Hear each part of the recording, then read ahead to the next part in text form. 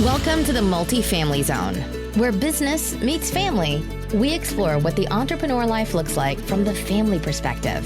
Now here are your hosts, Julia and Gino Barbaro. Hey everyone, this is Julia Barbaro, host of the Multifamily Zone podcast. I'm here with the co-founder of Jake and Gino, my husband and co-host, Gino Barbaro. Julia? Hey. How you doing? Good. We have an awesome podcast today. We do. No Molotov cocktails. We're just going to be talking about freedom, how it's done the right way. Let me introduce today's guest, Connor Boyack. He's the founder and president of Libertas Institute, a free market think tank in Utah. Named one of Utah's most politically influential people by the Salt Lake Tribune, Connor's leadership has led to dozens of legislative victories spanning a wide range of areas such as privacy, governmental transparency, property rights, drug policy, education, personal freedom, and more.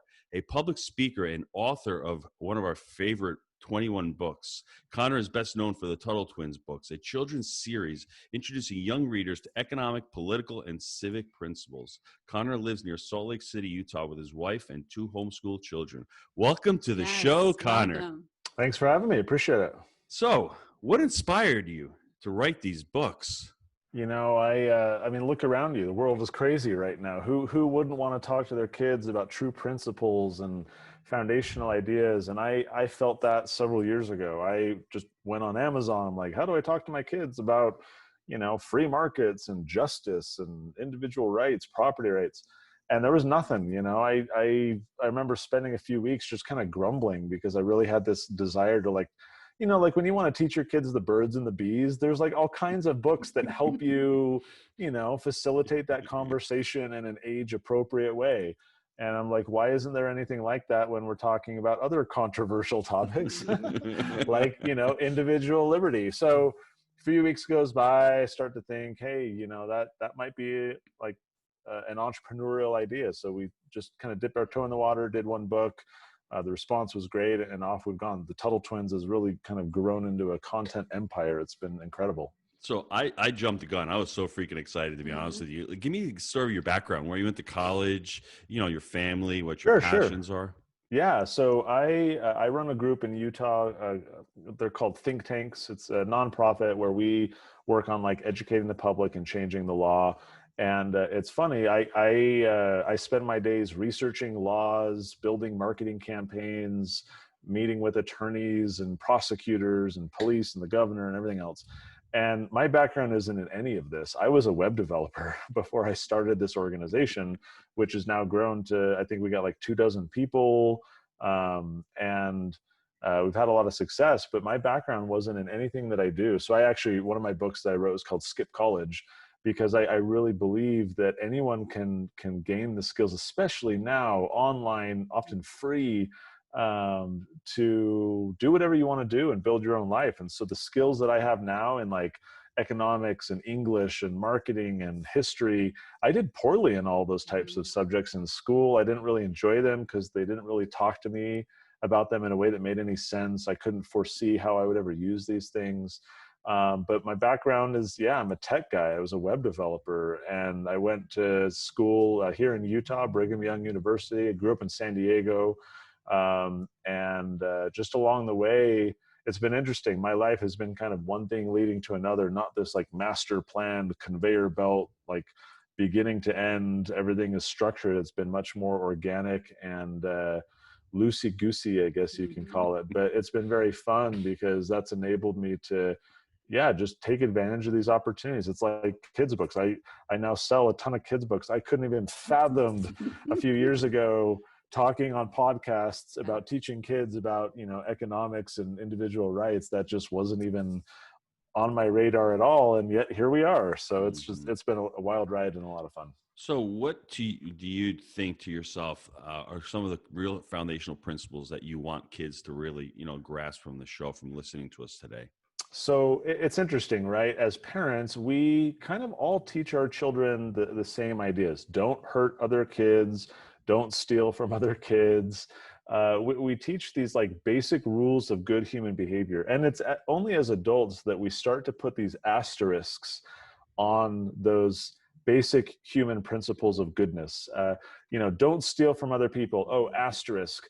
If 51% of people in your neighborhood think it's okay to steal from everyone and raise their taxes and take their money to go do something that they want, that's okay, right? Don't hurt other people. But, if they're doing something with their body that you don't like, if they're eating a plant that they grew in their basement, then it's okay to bang down their door and shoot their dog and lock them in jail and all that, right? Like it's kind of weird in my mind that these foundational principles start to have all their exceptions that almost swallow the rule.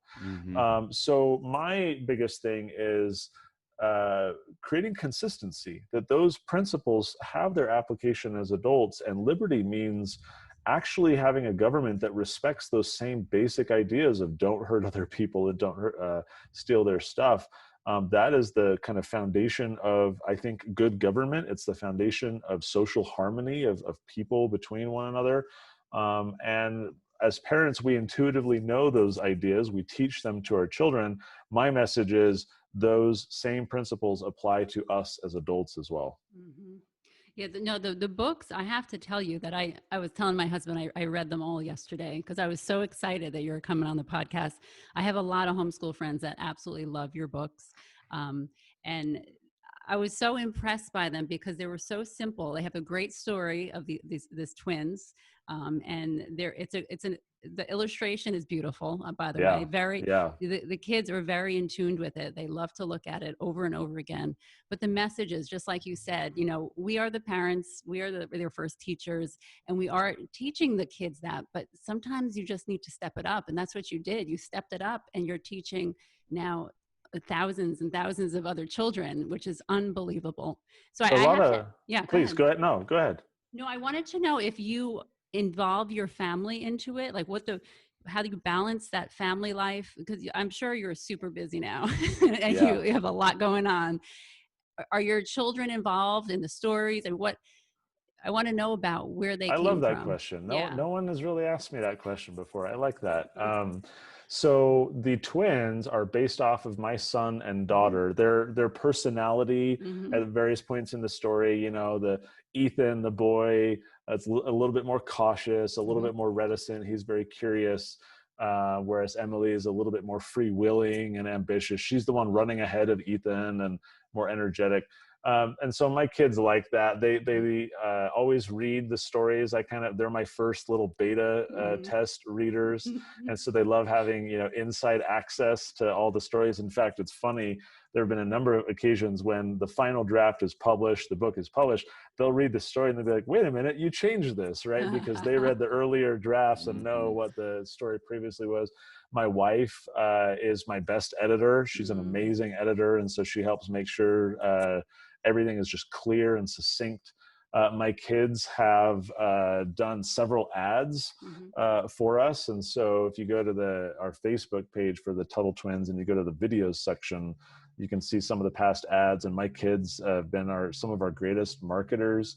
They've even helped with fulfillment. We do all of our own fulfillment. We have 11 people who work at our warehouse just shipping Tuttle Twins books. And my kids come and help with that to earn some money. My wife as well. It's kind of sometimes on Saturday evenings, we'll all go over as a family and just package up books together. So it's kind of a whole family affair. And honestly, I like that because they're getting that much more exposure to kind of not only the ideas, but they're seeing the impact of these ideas on kids all around the world. And they're like, hey, our dad, had a hand in doing that. Look at the amazing impact that's happening. So I really value that for my own kids. Which one was your favorite book to write? My favorite book to write, I think, is The Tuttle Twins and the Fate of the Future.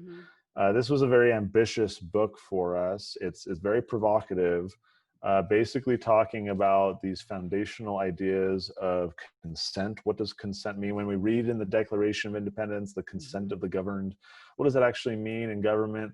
And more importantly, when is it appropriate to use coercion against other people? This gets to the don't hurt other people, don't steal their stuff concept. Coercion, we talk about in the Golden Rule book about the non-aggression principle. You should never aggress against other people, but it's okay to defend yourself.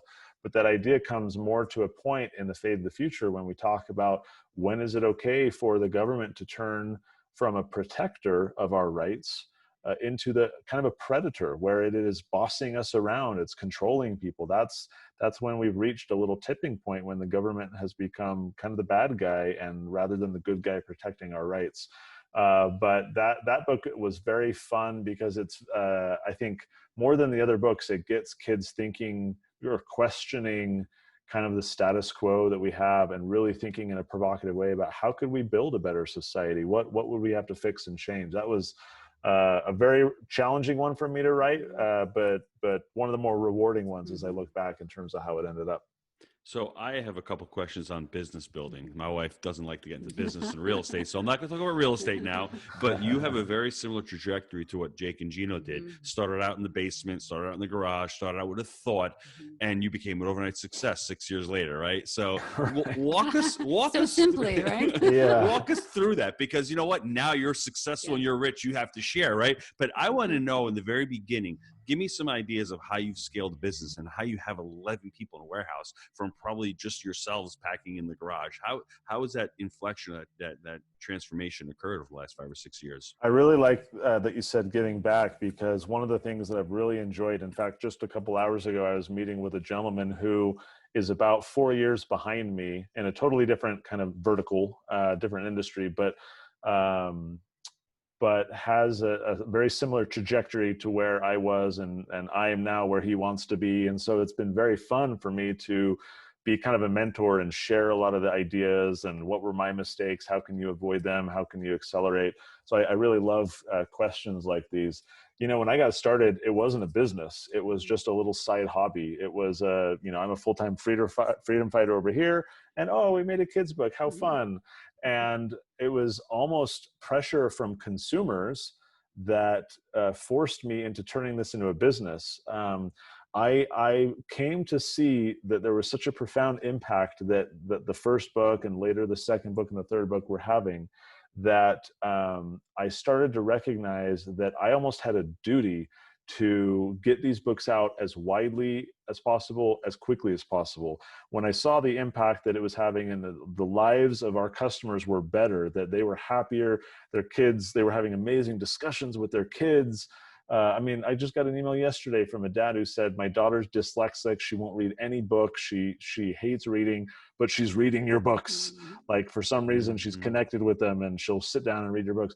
Those messages have been amazing. And so I came to see, after about a couple of years of just slowly doing a couple books, that I felt this obligation that I needed to serve the world. And the only way to do that was to really get my affairs in order in terms of making this a business, creating a marketing engine, streamlining our sales operations, our fulfillment, everything, so that this could become a well-oiled machine, so that I could increase my advertising, aggressively trying to push this out there as widely as possible. But it came from this like foundational desire to do good and to increase our presence so that we could increase our influence. It was hard because I didn't really have a mentor myself. I did a lot of watching YouTube videos about how to run Facebook ads and, how to set up a marketing landing page and all this kind of stuff. And so it was a lot of stumbling for me, but what really created an inflection point was, I think after about the fourth book, we were selling these books as a bundle. And what that meant is, after I had a few more books in the bundle, I had a little profit margin that enabled me to start having customer acquisition cost. In other words, I was selling it for maybe, I don't remember, $30 for the 4 books or something. And after you subtract out the cost of the actual books and the illustrations and everything else, I probably had, like $15 to $18 left over. And so I'm like, okay, now finally I'm at the point where I can start doing paid ads more sustainably. And that has been where our greatest success has been in driving the business, is Facebook and Instagram and social ads, of trying to find creative ways to engage people. Like right now, one of the biggest ads that people are responding to that I created on a whim just a few weeks ago. I was up one night, I'm like, I wonder if this ad would work well. And it's a square graphic, meme kind of format, where the top half is a picture of Karl Marx and the bottom half is a picture of just some kids reading Tuttle Twins books. And all it says is problem, solution. I saw that one. That was you saw that one. So yeah. everyone's like, I don't want, Marxism to take off and socialism and communism. And yet kids these days are like increasingly supporting these ideas. So let me go find out about these books. And so they go read it. So for us, it's really been trying to figure out how to leverage social media and paid ads to get just a ton of customers coming to our website. We've got a pretty robust affiliate program as well. So, I'd say 98% of people who read our books become enthusiastic supporters of what we're doing because they are so unique and the illustrations are top notch and so forth. So then we leverage that to say, hey, go share this with your friends and we can incentivize you. You can make some money along the way.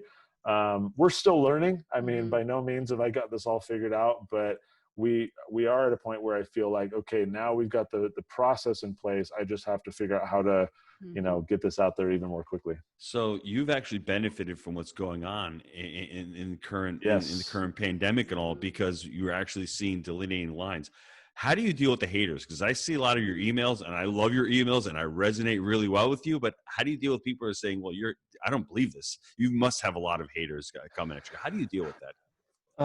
Good question. So, we don't have a ton. In fact, when we did our 7th, we do. They don't necessarily always communicate with us. I was going to say, do they shut you down and say, I'm not even going to listen to him? Because I'm not saying, I don't think the things you're saying are controversial whatsoever. It's just the truth. And to me, I resonate 100%. But I could see how people who are writing and doing all this stuff and thinking, for sure, thinking of not free market principles would definitely say, I don't believe in this at all. We mostly stay off of one another's radar, I guess is how you'd say it, right? Because we are, on our ads, we're mostly targeting people who already have similar beliefs, right? Who on their Facebook profile say that they're conservative or whatever. So we're kind of targeting a more narrow audience of already kind of like-minded people. And then when we're doing those emails, that's to people who've already bought the books. And so they've already expressed like, hey, I agree with you. I want to get these books. So we're not so much talking to all those people. However, there are some instances, like when our 7th book came out, which was based on Ayn Rand's Atlas Shrugged, there are some big Ayn Rand haters out there. And so someone found out, we got written up in like Salon, which is a big liberal blog, and several other sites. And they're like, oh, they're propaganding kids and teaching them Ayn Rand's ideas and blah, blah, blah. So occasionally we'll get some stuff like that. But I'm a sincere believer that there's no such thing as bad, press and bad attention. And so I welcomed it. And in fact, you can leverage that. Like maybe you've seen some of our emails, but when we do get like a negative review on Amazon or a negative review on one of our Facebook ads, I love taking that little negative review and sending it out to all of our customers and saying, look at this crazy person who says that, socialism is the key to prosperity. And they left this review because it emboldens and endears our crowd to us, kind of like the flag planting marketing principle, right? We stake a flag in the ground, like, hey, if you agree with us, come over to our side. And everyone's like, yeah, socialism sucks. So if anything, the occasional negative reviews and haters we get helps us become more close-knit with our own community, because they're like, oh yeah, we don't agree with that person at all. So frankly, I welcome some of those people because it's great fodder for marketing. So my partner has read Atlas Shrugged 3 or 4 times. I read it. I got it to page 400. I had to stop because I thought I was living in an alter, whatever's happening in that book, whether it's Taggart or Hammond or D'Anconi or Reardon. I'm like, this is happening today. I don't have to read Atlas Shrugged. And it's just, the book is just so eye-opening. I mean, on so many levels. I actually read Connor's book. It's the Cliff Notes version. Thank you. So now I can officially say I read it. You're cheating. Loved it. What's when you have 6 kids? I was so excited when I got to the end. I'm like, oh my gosh, I read this book. I now understand. I just got the important parts, So Connor, I have to ask another question. How do you, I don't want to say, how do you get people over to our side, over to the dark side, but how do you get people to actually have an open conversation? Because that's the thing we're trying, I don't want to say we're trying to change people. Well, we are trying to change people's minds about stuff, but how do you get that when somebody's so against you and you're writing these books and like, I don't believe you, how do you bridge that gap? That is a key question. So I, as I said, run a think tank, and our whole job is persuading the public to agree with, hey, property rights or, Second Amendment rights or whatever. And what I've told my colleagues and other think tanks kind of in the policy world is we are playing defense. What we are doing, which I think is a horrible mistake, is that for decades, us conservative, libertarian, free market type of people have abandoned the rising generation to the propaganda systems of the left. By that I mean largely public schools. And then we are waiting until, excuse me, waiting until these kids become adults and have gone through all of this left-leaning indoctrination for us to then start communicating to them these foundational American classical liberal freedom ideas. And it is extremely hard and time-consuming and expensive to invest in deprogramming these kids, these woke social justice warriors, who have this alternative narrative and viewpoint. That's a very it's very hard for people to change their worldview. And so that is why I am most excited for the Tuttle Twins, is because we are finally starting to communicate with the rising generation and giving parents and teachers tools so that they can teach these ideas and provide a solid foundation to these kids, so that it's really an investment in the future, right? So that in the future, we have more people who understand these ideas innately and deeply because they learned them that when they were young, rather than learning about how America sucks and all the founding fathers were horrible racists and, you know, capitalism is you know, evil and blah, blah, blah. We need to invest in competing for the hearts and minds of the young. And to everyone who says, oh, it's just propaganda, you're trying to propagandize the young, I say, this has been happening for decades. It's just, would you rather help parents? I mean, you can say the same thing about a religion, right? Like parents communicating their own religious ideas and what they believe is truth. You know, that is proper, that is fine, that's okay. And we have, you know, the Bible or whatever, other resources for parents to kind of transmit those ideas. We have completely failed. Yeah, we've abdicated that responsibility, and other groups have failed to empower parents with the tools and resources to facilitate those conversations. So that's how I see our work with the Tuttle Twins. We're not trying to directly propagandize any children. We're trying to enable parents to transmit the ideas to their children that they already believe in and agree with.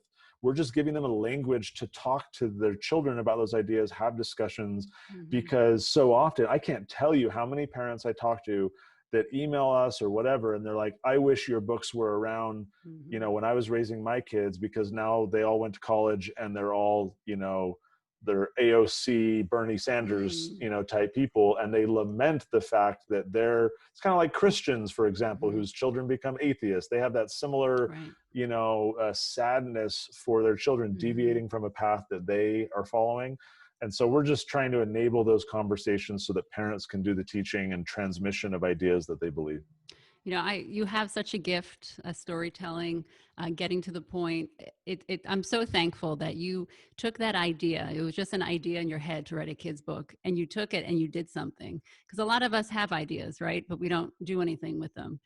So thank you for that. And, you know, our oldest daughter is going to be a senior in college, and she is still with it. So very thankful.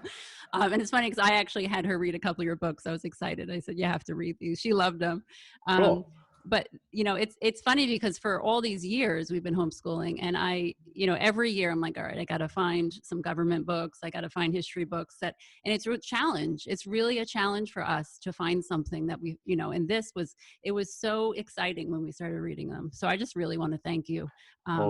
Yeah, no, really. And what's the future look like? So thanks for saying thanks, and you're welcome. And honestly, when I wake up each morning, you know, dopamine is a real drug, right? Our brains respond to it, our bodies innately produce it. We kind of get hooked on it. And I'll tell you, it is a drug for me every morning to wake up and look at my phone and be tagged in various Instagram stories and emails that we're getting and all this kind of stuff of parents just saying thank you. It is so motivating, you know, because we don't get many haters, as we just said. They don't really always communicate with us. And so we're just kind of getting like bathed in gratitude. And then to your question, people saying, we want more. What's next, right? But it is stressful. I'm extremely busy. It's been very much a challenge as we've exploded to accommodate that growth and still be able to kind of pump out more content. I will say, looking forward a year, 2, 3 years, I see Tuttle Twins becoming kind of a content empire, like as ubiquitous as something like VeggieTales might be, kind of a household brand or name. That's how we see the Tuttle Twins getting within just the next 2 to 3 years, because our expansion has been so aggressive. We're doing, a cartoon. We're just starting to do an animated cartoon full season, and then hopefully continue from there. That's super exciting. We're doing more kids books. We're doing more teen books. We're probably going to do some history curriculum because that's sorely lacking right now. We're creating baby board books, like the ABCs of free markets and all that kind of stuff. So we're like young kids to old kids, everything in between, and frankly for the parents as well, who often are getting educated along the way. I agree with that one for sure. It's very common because most of the parents are like, I didn't learn this in school, or maybe I did, but they didn't talk to me in a way that it made sense. You know, when you learn economics in high school or college and your little required Econ 101, they're showing you all these boring graphs and charts and supply and demand, and you're like, but economics is really a story of humans interacting with one another, right? And so when you present it in a more authentic way about how we exchange and buy and sell and all that kind of stuff. Anyways, but yes, we are producing a ton of content in the next year or two, and really trying to rise to the occasion, because there's such a strong demand right now, especially with the surge in homeschooling. We just have, our customers are reaching out saying, give me more, give me more. And so we're just trying to run and produce it. I love that. Let's take a quick time out to hear from our sponsors. Hey, Wheelbarrow Profits family, are you struggling with ways of teaching your kids about money and financial literacy? Gino, I think we have something to help them. Tell them about it. We've been hard at work creating the Jake and Gino Youth Academy. The Academy takes a deep dive into good money habits, setting up a budget, investing, taxes, the difference between an asset and a liability, and so much more. This is a great opportunity to spend time with your children, to be their role model when it comes to money and investing, and learn how to set them on the right path to financial success. If you want more information on how you can become the next Youth Academy member, visit www.jakeandgino.com/education to begin your journey to financial freedom. As we like to say at Jake and Gino, people with financial intelligence can change the world for the better. Connor, let's talk about the teen books for a second. I want to get into that a little bit. I haven't read them yet, but we've ordered them. So I'm excited. I'm so excited to get them. Tell us about them. So, we started doing the kids books because my kids were that younger age, and so was Elijah's, who's the illustrator. So we thought, 5 to 11 year age range was kind of the sweet spot. But of course, kids get older. And after 2, 3, 4 years of doing kids books, we started getting a lot of our customers saying, hey, my kids are a little older. Are you going to be doing anything? I was a huge fan growing up of the choose your own adventure books, right? Like if you want to go into the cave, turn to page 84. If you want to run away, turn to page 32, because you get kind of your own participation in the story. And so when we thought about doing teen content, that was the first idea that came to mind. Like that would be a fun format to do. So we call our series Choose Your Consequence, because choices are all about consequences and outcomes. And our books teach kind of political and economic ideas, but through more like, adventure stories. And so the children's books, because they're shorter, we have to kind of focus more on the ideas. It is a story. There is a plot and so forth or whatever, but we're very heavy on the ideas. The teen books are longer, and because they are longer, we can kind of space out the ideas and not be so heavy on the ideas. So they're fun stories with all kinds of different outcomes that the teens or even preteens can choose from, and then see like, hey, here's a choice that has economic relevance. If you choose this one, there will be a certain consequence if you choose something else. And so they're kind of learning almost through observation what some of these outcomes to these types of political and economic decisions might be. So it's been fun. It's gotten a fantastic response, and they're just super fun to be involved with, because it's kind of that longer format that we can do to tell more of a kind of an adventure story that seems to be clicking with the audience. So that's been great. So Connor, you're a lifelong learner. I can tell you've got the growth mindset. It's just constant learning, constant education. Do you have any other ways we talked about the penny candy books, anything else that parents can be, sharing with their kids, whether it's for economics, money, finance, freedom, any other resources that you like to share with your children? So that's tough. My kids are still young, and I feel like there's just not a good answer to that question when it comes to younger kids. For teenagers, it becomes a little easier. The Uncle Eric books are fantastic.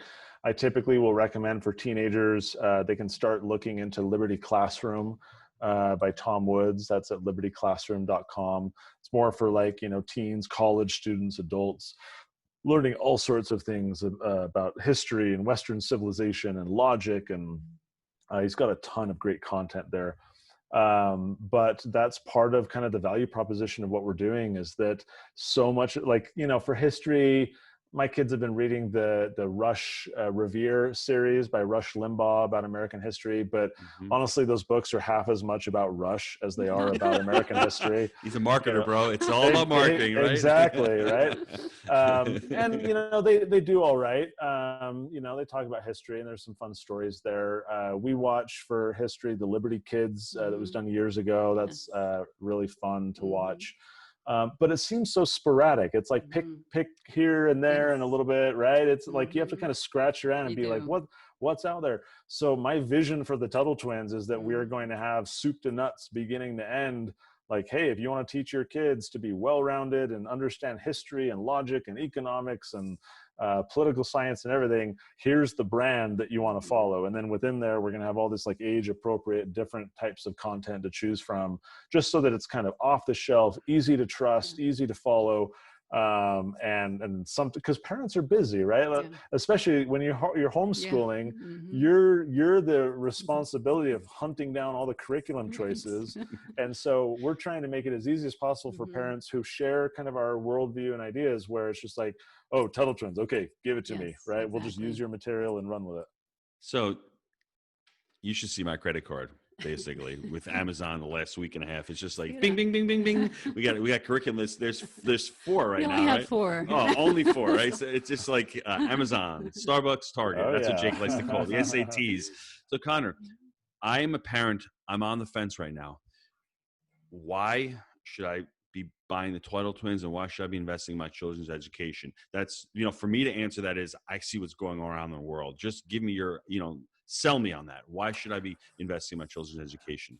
Oh yeah, the current events is the greatest sales opportunity we have for our books. Parents are looking around terrified at the world and the mobs and the riots. I just watched a video this morning in San Jose shutting down the freeway, and they're going around bashing in people's car windows after stopping traffic. And a lot of parents are nervous, and they want their kids to avoid the same zombified mentality that so many of these hipster woke social justice warriors have had, but they don't know how to do it. They don't know how to inoculate their children against this disease of democratic socialism.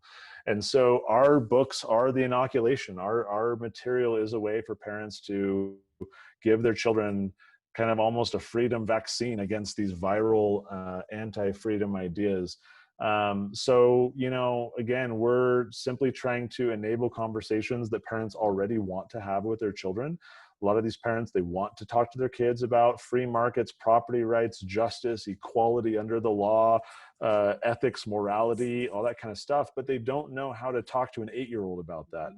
Maybe the parents, not maybe, oftentimes in our experience, in talking to all these parents, oftentimes the parents themselves feel inadequate in understanding those ideas well enough to then articulate them and teach them to their children. And so our books are kind of a crutch for those parents to say, hey, let's read this book together and then discuss it, so that that burden is taken off of their shoulders, but they feel that they can check that box of saying, okay, good, I'm talking to my kids now about these ideas that I cherish. Yeah, it's important, and that's one of the beauties of homeschooling, is that we do learn with them. And we didn't learn as we were younger all this topic. I really didn't. But one of the things I do love in your book is the end, where it gives a glossary with really important words that were throughout the book. but also the discussion questions. And those are the things that you could talk with your kid about. So it's not like, well, what'd you think of the book? It was good. You know, what'd you learn? I don't know. You know what I mean? There's Totally. a great, the end of the book is excellent because it keeps that dialogue going. And you even have you even have activities on your website, which is super helpful as well. Yeah, that is the goal. It's not just a one and done, okay, I read the book, let's move on. It's like the thing that I enjoy most is when we get the feedback from our customers about, in fact, just the other day, what was it? I got an email from a dad. He was, they were going through the grocery store and the dad said something offhand about like, holy cow, this candy bar is like triple what it was when I was younger. And his little 8-year-old was like, the creature from Jekyll Island strikes again. You know, but it's like they're finding the application to modern day about these foundational, and that is so huge because we always talk about those who don't learn from the past are condemned to repeat it. Like we've all heard that quote, and yet existing material and curriculum out there doesn't really help kids bridge these foundational ideas to the modern world. And so we're trying to, I guess, be the connective glue in the middle, so that parents can help their kids kind of open their eyes and kind of see the relevance of these principles to the modern world. I would love to see a homeschool curriculum just for homeschoolers and have a whole curriculum for them. I think that's your next step. Not trying to create more work for you. I know you've got that's what I want to talk about for a second. As much as the two of you get more successful, there's less of you at home. That's not true.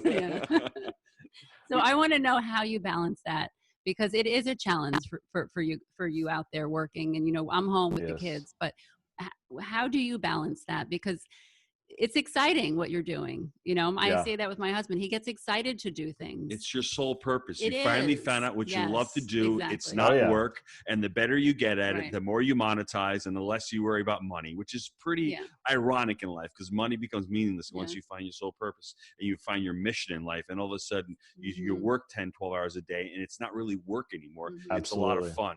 So that's the irony. I moved down to Florida 3 years ago to retire.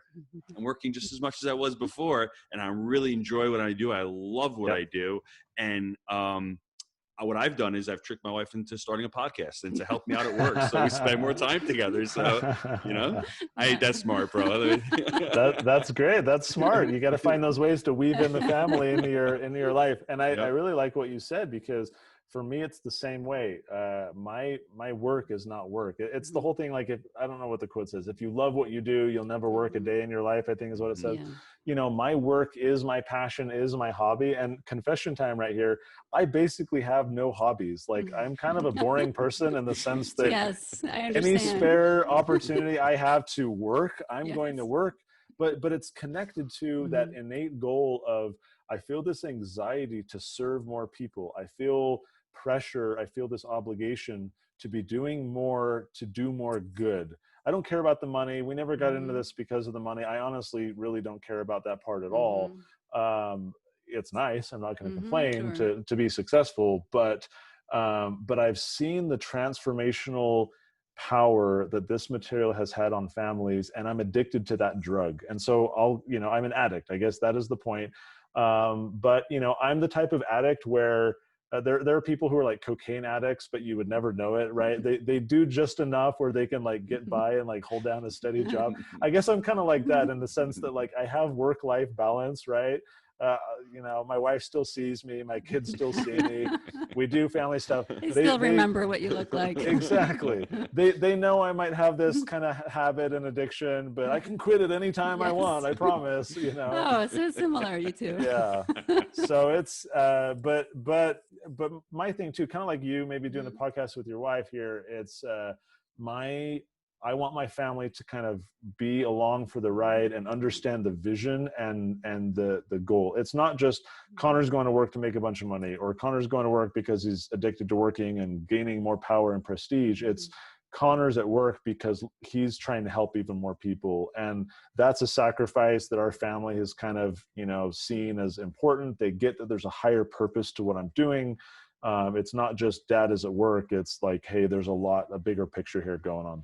So when I first started Jake and Gino, everyone would ask me, what do you do? And I'm like, I just teach real estate. And for a couple of years, my wife would say, what do you do? What do you do? And I tried to explain it to her. And it finally clicked on a day in December, driving through New Jersey traffic, going to a meetup, about 40 people there. I present, and I did a pretty good job, I thought, right? Afterwards, people are coming up to my wife, and I guess she can tell you the story. People going, "Oh, thank you for sharing him. He's changed my life." And I'm like, "You see?" And then I got her hooked, and all of a sudden, she's like, "I like what you're doing. I see what you're doing. Let me go do some," because I was a life coach at the time and a business coach, and those are used as, "Oh, wow, those are just foo-foo." But when you really start helping people out, and it does become a dopamine. When I get texts from students saying, "Hey, I closed the deal," or, "Hey, can you jump on a call and help you?" That can be really addicting, because you're actually out there helping other people, and it's not just about you. And all of a sudden it gives you more purpose in life, because it's not just about making money.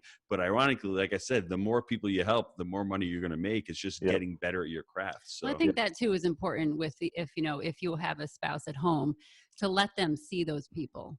For Connor, I'm sure your wife sees those emails that come in to thank you. I'm sure she does. He sends a few to her to go, "See what I did today?" Here's the drug fix for you for the day. Because it does pass on. And I know I do. I can speak for myself. I do want to encourage him to do more because of that, because it is unbelievable. When you help somebody, it's just, it's you want to do more, right? So does your wife, how does she encourage you?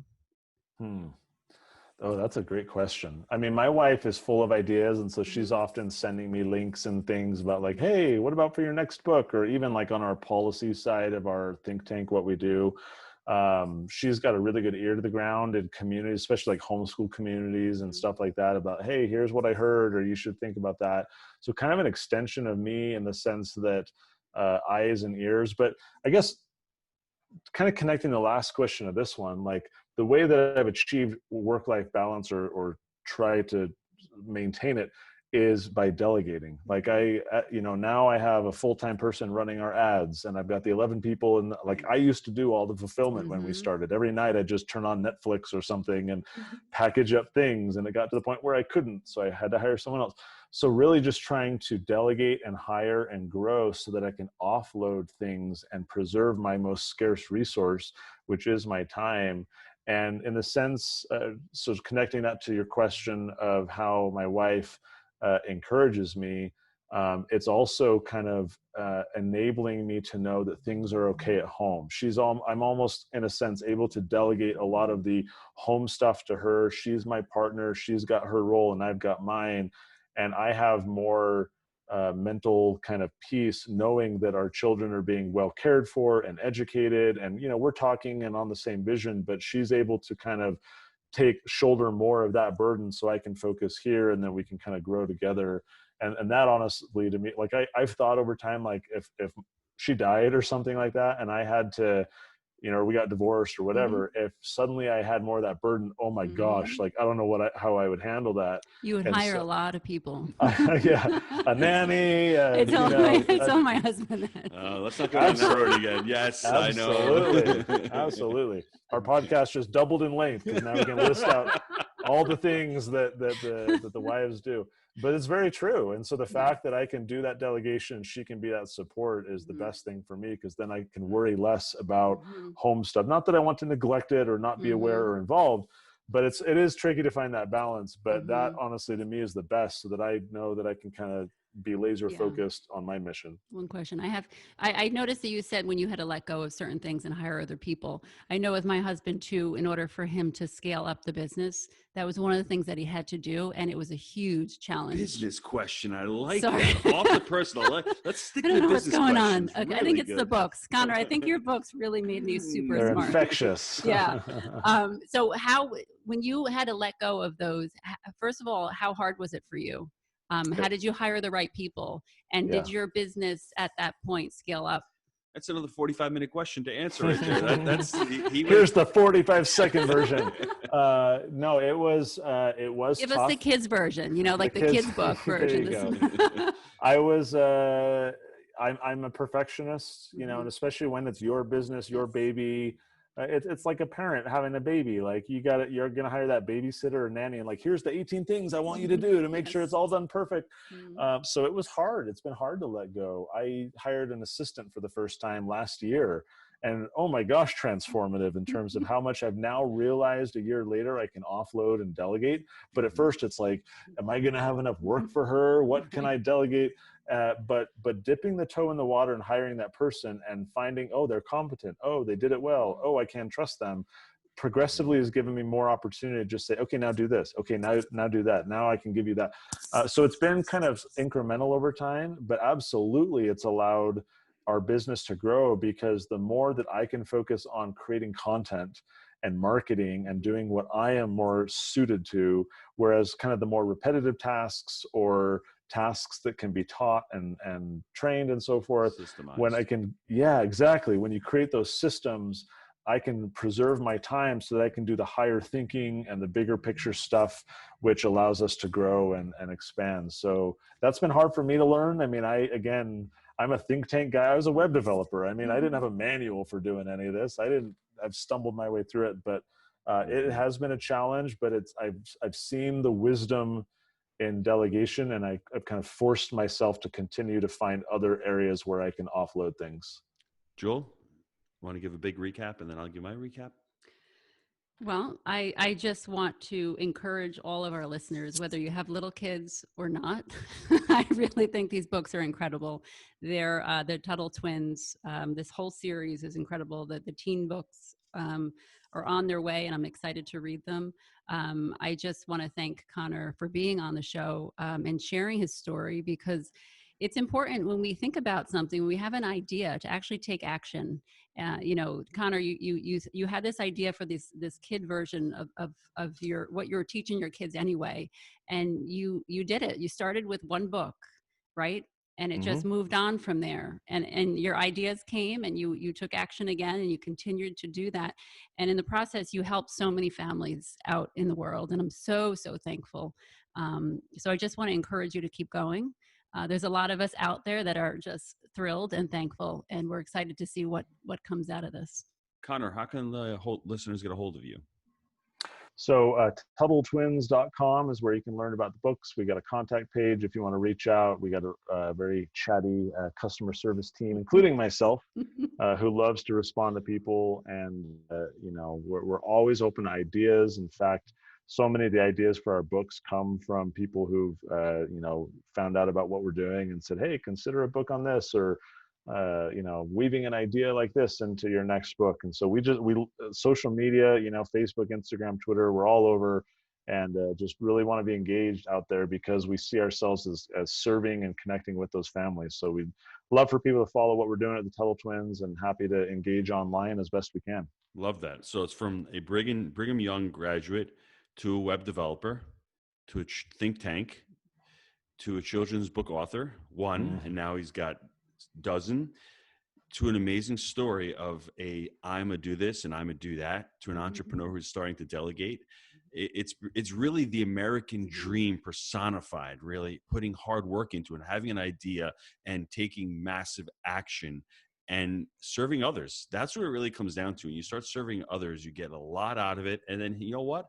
You start figuring out how to make money. And that's the best thing in business, is serving others and making money. So we just really want to thank you for being on. And honestly, to all our friends out there who are listening to this, don't walk, run. TuttleTwins.com. Pick up the books. You're not going to regret it, everybody. Thanks to both of you. Yeah. Thanks for being on, Thanks, Connor. Connor.